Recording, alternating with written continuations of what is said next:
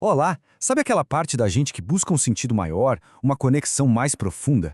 Pois é, hoje a gente vai mergulhar exatamente nisso, na jornada do espírito humano. Com base na nossa fonte de estudo, vamos desvendar de onde ele vem, o conflito que ele enfrenta e, claro, o seu destino final na adoração. A pergunta que fica é: será que somos só um amontoado de células, carne e osso? Ou tem algo mais aí? A fonte que a gente está analisando nos convida a ir bem mais fundo, e é exatamente isso que vamos fazer agora.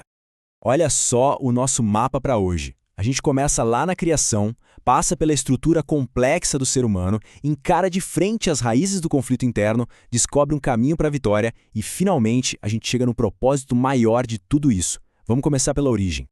Primeiro ponto: a origem. De onde veio essa centelha de vida que existe dentro da gente? A nossa fonte aponta não para um processo lento e gradual, mas para um momento único, um ato de criação muito íntimo, o sopro divino.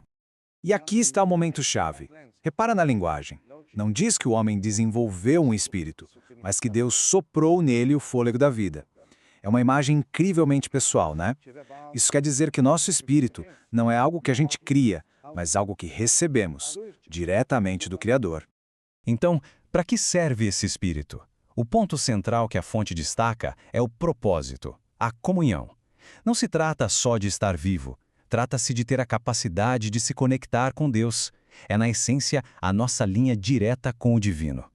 Ok, então a gente tem o espírito, mas como ele se encaixa com todo o resto? Nosso corpo, nossos pensamentos, nossas emoções.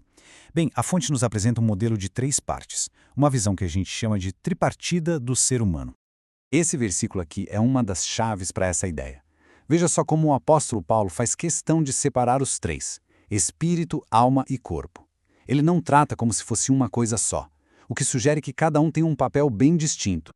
Essa tabela ajuda a gente a organizar as ideias. Lá no topo, o espírito, nossa conexão direta com Deus. No meio, a alma, que é basicamente quem a gente é, nossa mente, emoções, vontade. E na base, o corpo, que é a nossa interface com o mundo físico. 3 partes, uma pessoa só, tudo interligado.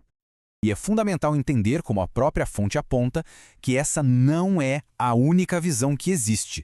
Já houve muito debate sobre isso na história. O objetivo aqui não é tentar dissecar o ser humano, sabe? Mas sim ter um modelo que nos ajude a entender como a gente funciona nessa jornada espiritual. Agora que a gente tem essa estrutura de espírito, alma e corpo, podemos entender melhor o grande conflito da jornada humana, o pecado. E a fonte nos direciona a focar não só nas ações externas, mas em algo que acontece bem no centro do nosso ser, atacando justamente a nossa conexão com Deus. A fonte o chama de pecados do espírito. O nome já diz tudo. Não é sobre o que a gente faz, mas sobre o que a gente é por dentro. São aquelas atitudes que vão corroendo a nossa conexão com Deus a partir do nosso núcleo. E segundo essa análise, elas podem ser até mais destrutivas que os erros visíveis. O slide lista alguns exemplos bem claros: orgulho, soberba, vanglória, inveja. Dá para anotar um padrão aqui, né? Todas essas atitudes colocam a gente no trono da nossa própria vida, empurrando Deus para fora.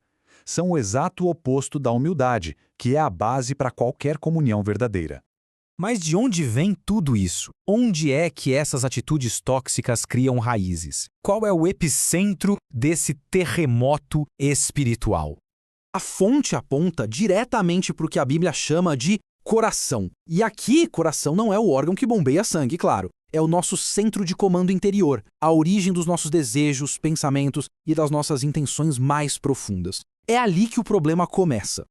Bom, se o problema é tão profundo, tão enraizado no nosso coração, como é que a gente vence isso?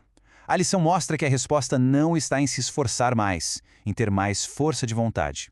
O caminho para a vitória vem de uma fonte fora da gente. A resposta está toda nesse versículo. A vitória não está debaixo da lei, ou seja, no nosso esforço para seguir regras. Ela está debaixo da graça. Pense nisso como uma mudança de fonte de energia. Não somos mais nós lutando sozinhos, mas é o poder de Deus agindo através de nós. E como é esse processo na prática? Primeiro, a gente reconhece que depende totalmente de Deus. Depois, permite que o poder dele atue, purificando a gente por dentro. E, finalmente, isso nos leva a um crescimento contínuo. Esse processo de transformação progressiva tem um nome: santificação. E isso nos leva ao nosso destino final. O que acontece quando essa jornada de santificação avança? O espírito é renovado, ele é restaurado ao seu propósito original. E qual era mesmo esse propósito? A fonte chama isso de regeneração. É como um novo nascimento espiritual. É quando o nosso espírito, que antes estava corrompido, é trazido de volta à vida. E como esse trecho destaca, um espírito regenerado é a única base possível para uma adoração autêntica, aquela que vem de dentro para fora. E esse é o pulo do gato. A adoração verdadeira não é sobre cantar as músicas certas ou seguir um ritual.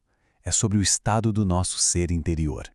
É a resposta espontânea, natural, de um espírito que finalmente se sente em casa, em comunhão com o seu Criador. Esse versículo de João meio que amarra todas as pontas. Se Deus é espírito, a nossa conexão com ele precisa acontecer nesse mesmo nível, de espírito para espírito, e tem que ser em verdade, ou seja, com total autenticidade, sem aquelas máscaras de orgulho e soberba que a gente falou antes. Então, para a gente fechar o raciocínio, recebemos um espírito para a comunhão. O pecado quebrou essa comunhão. A graça de Deus nos regenera. E um espírito regenerado pode finalmente cumprir seu propósito mais elevado, a adoração verdadeira. É um ciclo completo. E agora a reflexão final volta para a gente. Como é que entender essa batalha interna e essa jornada de transformação impacta o nosso dia a dia? Como isso muda o jeito que a gente trabalha, se relaciona, toma decisões? Fica aí a pergunta para a gente pensar. Obrigado por acompanhar esta análise